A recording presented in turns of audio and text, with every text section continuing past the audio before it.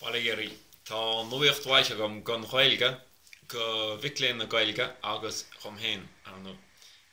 Is sé chuí mím múnú na Gaeilge agus tá mó forbarthaí agam le haid í bhúnú. Is mó ina míon maclín nach bhfuil ólas nó aithne nó taithí ar bicheige an Gaeilge.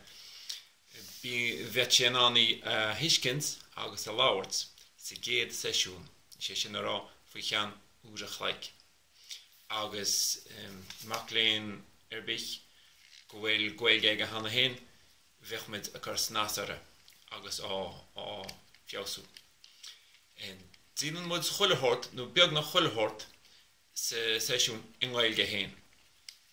Bhaint leas a chuid Foghlaim agus fumaní agus cuidim an bhéim éir úmaní cearta na teangaí úsáid agus cant nádúirthaí córáteach a bheith againn.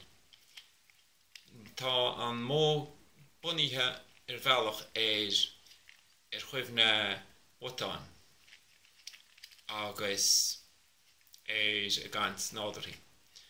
Agus duine bich tá geire Gaeilgeolalam bhí sé I dagháillamsa agus socrámid rud a cinnt chó. Agus céir dalí bhí mé